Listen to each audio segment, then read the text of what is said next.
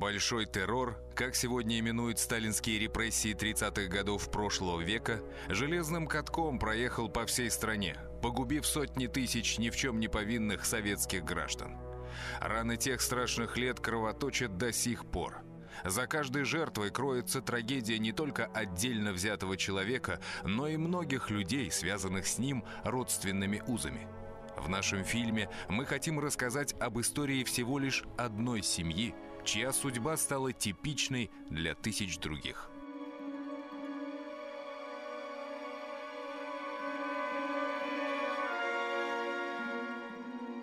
Это была типичная, в общем-то, для нашей страны история.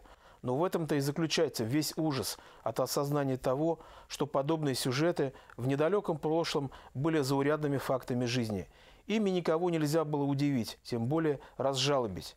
Это была немилосердная эпоха сталинской модернизации, как пишут одни, или сталинской тирании, как пишут другие, с ее полным презрением к человеческой жизни в обоих случаях.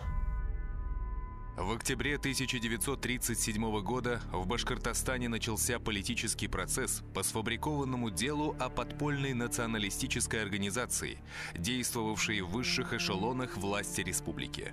В числе арестованных оказались первый секретарь башкирского обкома ВКПБ Яков Быкин, председатель Башцик Авзал Тагиров, председатель Совнаркома БССР Зинатулла Булашев, председатель Госплана республики Шагиахмед Даутов и другие.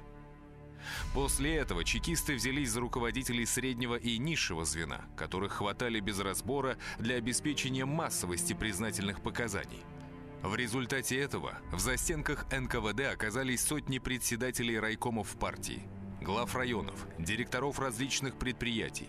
В числе последних был и наш герой. Вот протокол его первого допроса. Фамилия, имя, отчество. Айбулатов Шах-Али Джалалетдинович. Дата и место рождения. 1889 год. Деревня Зайпекулево Миякинского района Башкирской АССР. Место жительства – город Уфа, улица Кирова, 16. Национальность и гражданство – башкирин, гражданин СССР. Род занятий – управляющий базы главтабак. Социальное происхождение – кулак. Партийность – член РКПБ с 1919 года. Служба в белых и других контрреволюционных армиях – нет. Участие в бандах, контрреволюционных организациях и восстаниях – нет. Завертелось колесо отработанной схемы следствия 15 декабря 1937 года.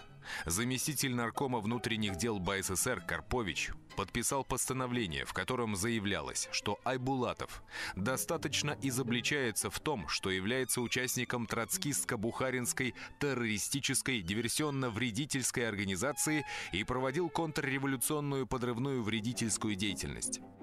Эти страшные обвинения прозвучали как гром среди ясного неба. Близкие и коллеги, вероятно, схватились за голову. Как этот мирный человек в очках, директор табачной базы, мог оказаться троцкистом-бухаринцем, да еще террористом-диверсантом? Путь в террористы в то время был необыкновенно легок. Для этого не нужно было быть лично знакомым с Троцким и тем более проходить обучение в диверсионной школе. Террористом, как, впрочем, и руководителем государства, мог стать практически любой человек, даже кухарка. Вот оно, торжество принципа равенства и социальной мобильности. В терроризм, разумеется, в кавычках, Айбулатов пришел не сразу, проделав успешную карьеру советского служащего. Свое первое образование Айбулатов, как и большинство детей из башкирских, тептярских и мишарских семей тех мест, получил, по всей видимости, в знаменитом в то время Стерлибашевском медресе. С 1906 по 1910 год учился в Стерлитамакском педагогическом училище, служил в царской армии. Потом работал учителем в различных селах Стерлитамакского и Белебеевского уездов. В 1915 году женился. Его избранницей стала уроженка деревни Елимбетова, нынешнего Стерлибашевского района, Ибрагимова Гульчера Фалишевна. Семья Ибрагимовых нанимали учителей для преподавания арабского языка, и чтобы они изучали до 12 лет Коран, наизусть знали. Гульчерапа вот так обучалась. Она очень грамотной женщиной была. В свое время она окончила медресе. Отец Гульчиры Валишах был родом из деревни Кабакуш, нынешнего Стерлибашевского района республики. Долгое время учительствовал в селе Анясево, где работал и его будущий зять. В 1915 году молодые поженились, а в 19 году Шах Али Айбулатов был призван в Красную армию, в рядах которой вступил в партию большевиков. По окончании гражданской войны он быстро поднялся по карьерной лестнице, работал в кооперации, окончил курсы по банковскому делу во Всесоюзной промышленной академии в Москве, а в 1931 году стал управляющим башкирского отделения Госбанка СССР. То есть, по сути, он был квалифицированным банковским специалистом. И надо сказать, что вот в 1931 году, когда назначили управляющим башкирским отделением Госбанка, в стране происходило очень много интересных изменений. Это было сложное изменение, но при этом очень интересно. Как мы знаем, к этому периоду закончился период НЭПа.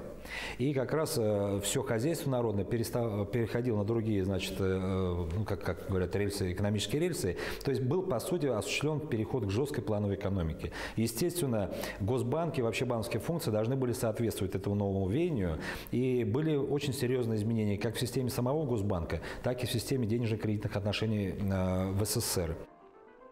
В музее башкирского отделения Центрального банка России имеется экспозиция, посвященная бывшим его руководителям. Представленные материалы показывают, что ни один из них вплоть до 70-х годов не занимал своей должности более 2 лет. Исключение составлял лишь Шах Али Айбулатов, который успешно проводил реформу банковской системы в Башкортостане. Выступая на страницах республиканской прессы, в одной из статей он уделял особое внимание кредитованию сельского хозяйства, а также обслуживанию средств колхозов и совхозов через текущие счета Госбанка. Дело в том, что многие председатели по старинке хранили средства у себя в виде наличности. Мы смеем полагать, что, наверное, Шахалет Джалялидинович, при всем его, скажем так, умении работать, при его, скажем, умении решать определенные задачи такой сложности, наверное, он справился с теми задачами, которые перед ним были стоять.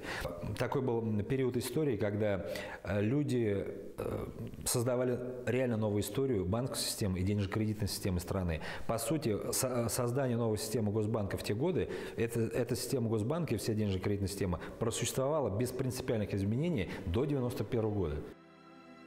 Жизнь шла своим чередом. У Айбулатовых к тому времени родились 3 сына. Старший – Шахрах, средний – Маздак, младший – Альберт. Шах Али Айбулатов был увлечен историей Ирана и Средней Азии, поэтому своим сыновьям дал столь нетрадиционные для башкир имена. В те годы наблюдалось также повальное увлечение различного рода повстанческими движениями. Айбулатов не был исключением. Если Шахрух был 4-м сыном Тамерлана, то Маздак – лидером религиозно-коммунистического движения в эпоху империи сасанидов, которое затем было разгромлено шахом Хасроем Анушерваном. Маздакиты подверглись страшным казням. Их закапывали заживо, но при этом вниз головой. Однако репрессии Хасроя Анушервана меркли перед большим террором Иосифа Сталина. Если персидский шах казнил маздакитов за еретические идеи равенства, доходившие до абсурдного обобществления женщин, то мотивы вождя народов большинству людей не были понятны ни тогда, ни сейчас. В августе 1937 года в Уфу прибыла уполномоченный ЦК ВКПБ Сахьянова. Мария Михайловна Сахьянова, член Коммунистической партии с 1916 года, внесла большой вклад в образование Бурят-Монгольской АССР. В качестве уполномоченного комиссии партийного контроля при ЦК ВКПБ приняла активное участие в уничтожении партийных и советских кадров Чувашской и Башкирской АССР.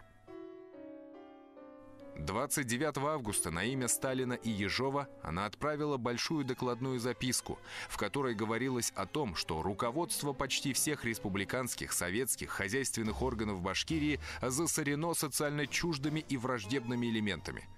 Затем в Уфу приехал секретарь ЦК ВКПБ Жданов, устроивший настоящее судилище над руководителями Башкирии всех уровней. Полетели сотни голов. Выписка из протокола заседания бюро Ленинского района ВКПБ города Уфы от 22 ноября 1937 года. слушали дело члена ВКПБ Айбулатова Шах-Али Джалалетдиновича. Обвиняется в буржуазно-националистической контрреволюционной деятельности, вредительстве в пищевой промышленности, разоблачен органами НКВД и взят под стражу. Постановили из членов ВКПБ исключить как врага народа. Началось следствие, хотя его исход был ясен с самого начала. Тут же нашлись люди, давшие нужные показания. Один из них заявил: «Айбулатов, начальник планово-финансового отдела Наркомзема. Знаю как валидовца с 1922 года. Активный контрреволюционер, националист. В 1926 году работал с ним в сельхозкредите, где Айбулатов вел контрреволюционную националистическую линию кредитования кулацких башкирских хозяйств». После Госбанка Айбулатов работал в Народном комиссариате земледелия БССР, возглавляя там планово-финансовый отдел. И именно по этому периоду его деятельности фабриковались основные обвинения в его адрес. А они становились одно абсурднее другого. Районам Хайбулинскому, Баймакскому, Дуванскому и другим, где сеется преимущественно пшеница, умышленно спускали большие планы ржи, а в районах, где хорошо родится рожь, давали пшеницу.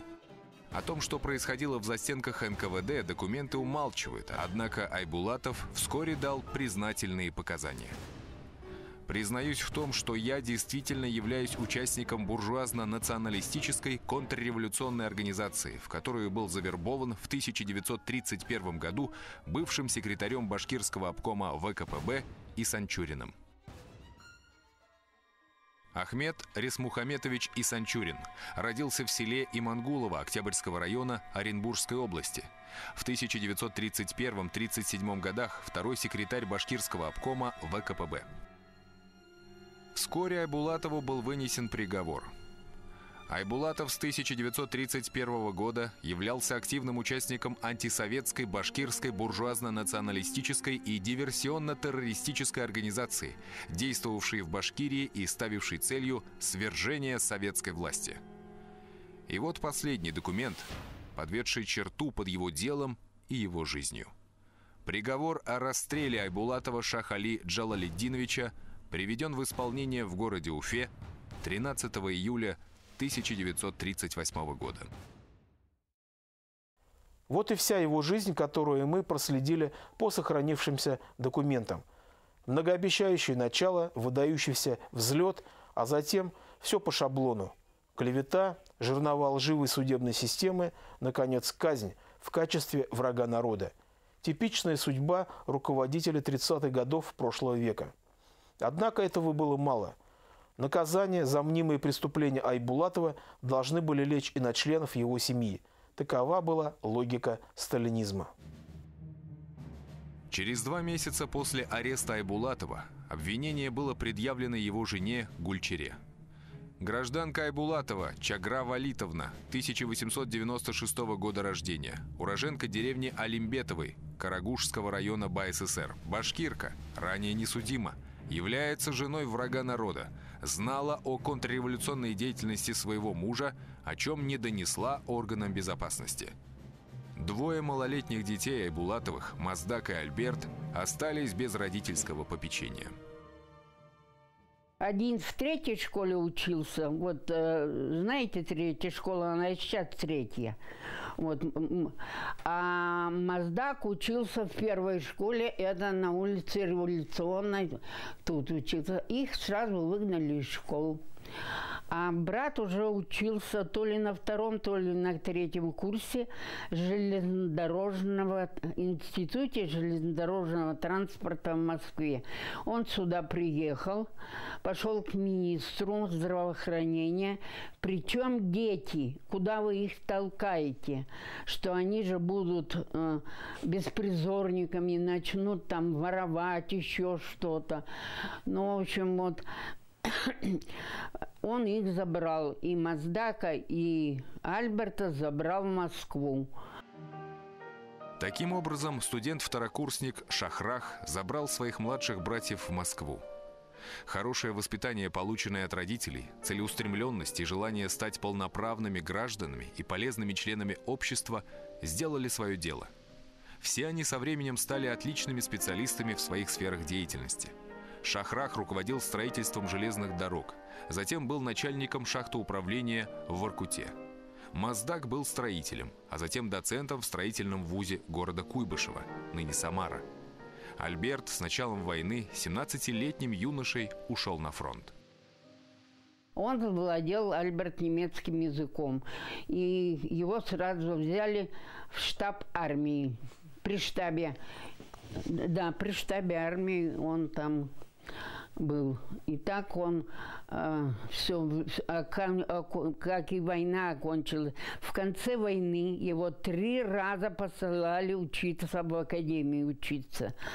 Но он сказал, что я больше военным я никогда в жизни не буду.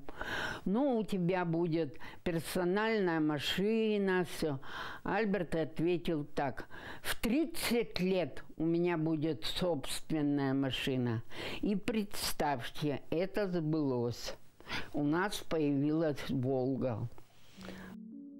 Альберт увидел свою мать много лет спустя, будучи уже взрослым человеком. Более 10 лет они не знали о судьбе друг друга ровным счетом ничего. В обвинительном заключении по делу Гульчиры Айбулатовой было сказано, что она не только знала о контрреволюционной деятельности своего мужа, о чем не донесла органам власти, но и в ходе следствия виновной себя не признала. 14 сентября 1938 года ей вынесли приговор. Как члена семьи изменника Родины заключить в исправительный трудовой лагерь сроком на 5 лет. Первые месяцы своего срока она провела в уфимской тюрьме, заключение в которую для многих стало настоящим экзистенциальным шоком. Арестованных было настолько много, что в камере можно было спать только лежа на боку. Полночи мы говорит, спали в одну сторону, а полночи просыпаемся, всем команду даем повернуться всем направо или налево. Вот в таких условиях они жили. И последний человек, который заселяется в эту камеру, оказывается около параши. Она пишет, что там невозможно лежать, а потом постепенно куда-то увозили наших женщин, и постепенно они продвигались в более-менее удобное место. Оказалось, что в одной камере с ней находилась жена писателя Дауд Юлтыя Фатима ханом, Галимова Саляма, жена, и Хадича Калимуловна, жена Тухват Янаби.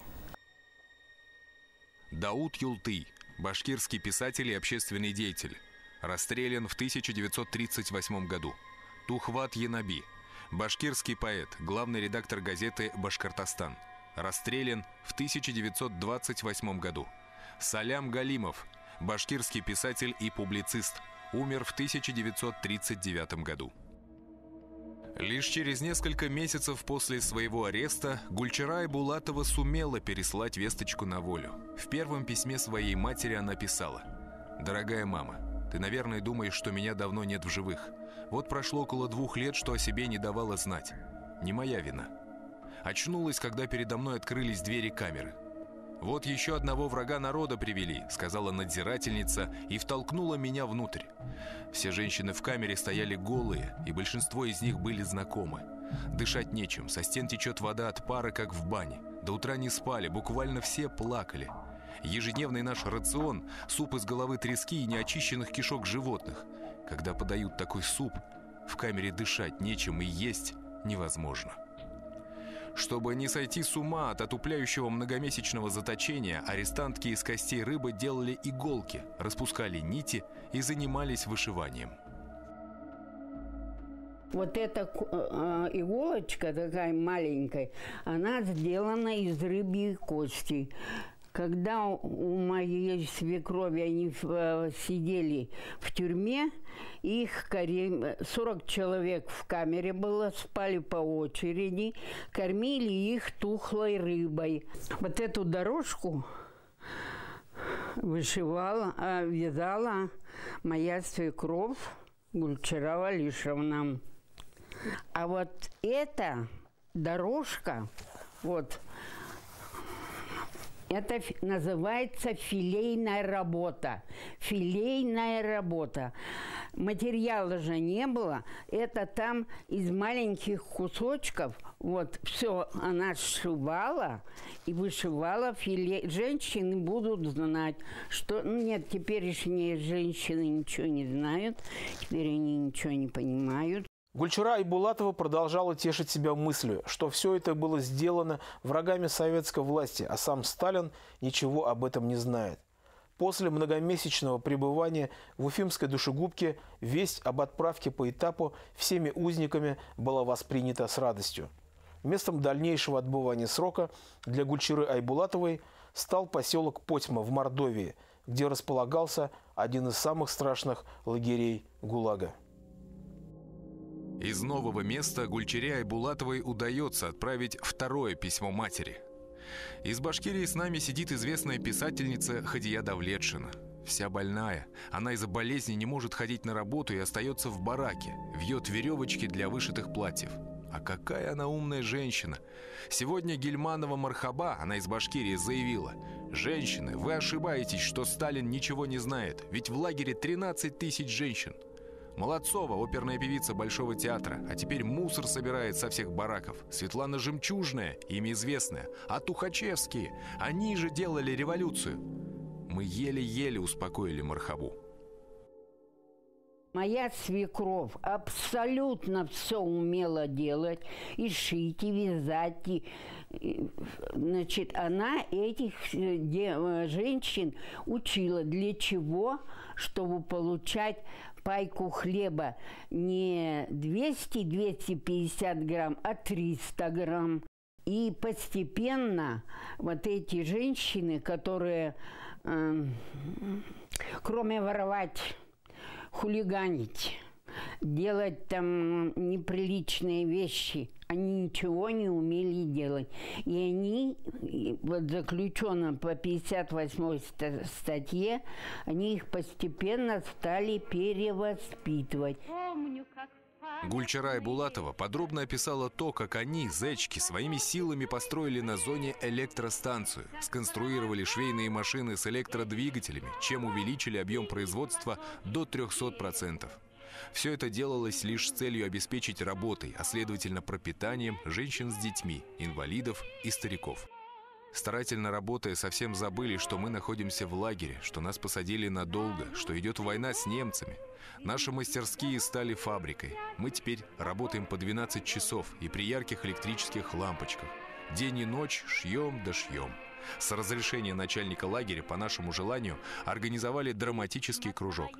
В первую очередь поставили спектакль по пьесе Островского «Без вины виноватые». Многие плакали. На следующий день многие заболели. У большинства были сердечные боли. Между тем, срок заключения Гульчиры Айбулатовой истек. Она вернулась на родину, ничего не зная о судьбе своих сыновей. Разыскал мать в 1948 году младший сын Альберт, продолжавший службу в армии. Он помнил, что его бабушка проживала в деревне Урняк, близ станции Аксенова, поэтому решил начать свои поиски именно там. Гульчира в это время спину грела около печки, и вдруг заходит мужчина, крепкий такой, здоровый: «Можно к вам?» Гульчира сознание потеряла от сына, что он сколько 37-го года по 48-й год она судьбу своего сына не знала, сознание потеряла. Потом: «Альберт, раз вы здесь живете, мама, я в военное училище я не пойду. Я лучше буду дальше учиться, в институт я поступлю. Мне надо продолжить учебу». Семья Айбулатовых наконец воссоединилась. Альберт вернулся в Уфу и был назначен на должность управляющего трестом «Уфаремстрой». Не было только главы семейства. После разоблачения культа личности Сталина Гульчира Валишевна написала обращение Никите Хрущеву и добилась реабилитации своего мужа. Круг замкнулся. когда юбилей был у матери, Альберт Шахалевич и все трое сыновья встали и сказали: «Мама, спасибо тебе. В детстве хорошее воспитание вы нам дали. Мы могли быть на улице оказаться, могли бы сидеть в тюрьме, могли воровать. То, что первоначальное воспитание вы нам дали. Спасибо вам за это». Вот, ребята, какое трудно было жить было, очень трудно. Но честность впереди всего шагала. Уважение к родителям. Как вот мог ребенок, вот мама сказала, там, пойди туда-то, принеси то-то, и чтобы ребенок не исполнил этого, да никому и в голову никогда не приходило. Раз мама сказала, значит, надо сделать. Как же так иначе? Это история лишь одной семьи, в судьбе которой отразилась история всей страны. Это было поколение сильных и оптимистичных людей, не тронутых разлагающим воздействием общества потребления. Людей с понятными и ясными целями. Поэт Александр Кушнер писал: «Времена не выбирают, в них живут и умирают.